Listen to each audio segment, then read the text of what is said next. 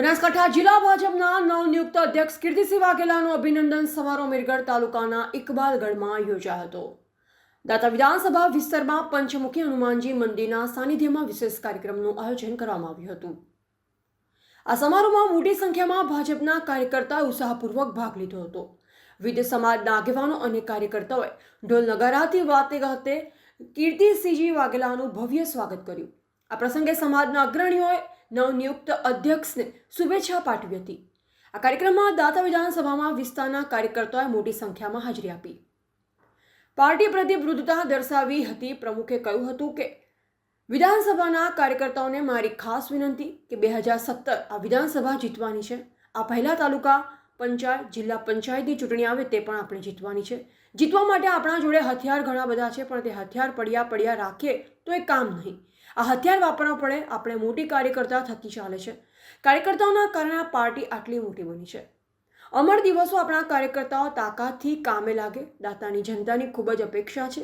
લોકસભામાં તે બધાએ ખૂબ વોટ આપ્યા છે. દાતા વિધાનસભામાં ભાજપે છે તો બીજું બધું મગજમાંથી કાઢી નાખો. અહીંયા ભાજપ જ ઉપસ્થિત કરવાનું છે. દાતા વિધાનસભાના દરેક ગામની અંદર, દરેક બૂથની અંદર એક બૂથની જવાબદારી આપણે આગેવાન કાર્યકર્તાઓએ લઈએ. જે પણ જવાબદારી આપણને આપવામાં આવે તે જવાબદારીપૂર્વક આપણે કામ કરીશું તો ચોક્કસ આપણે દાતા વિધાનસભામાં જીતીશું. આવી ચર્ચા વિચારણા કરવામાં આવી. માટે આ વિસ્તારના મારા સૌ સન્માનીય આગેવાનશ્રીઓ અને કાર્યકર્તાઓ વર્ષોથી આ વિસ્તારમાં પાર્ટીનું કામ કરી ભારતીય જનતા પાર્ટીને મજબૂત કરવાનું કામ કરી રહ્યા છે.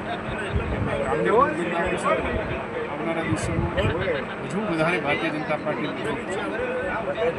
આવનારા દિવસોમાં તાલુકા પંચાયત, જિલ્લા પંચાયત કે વિધાનસભાની ચૂંટણીઓમાં ભારતીય જનતા પાર્ટીનો વિજય થાય, જય જયકાર થાય એ માટે અમારા સૌ આગેવાનો આજે સંકલ્પ લીધો છે.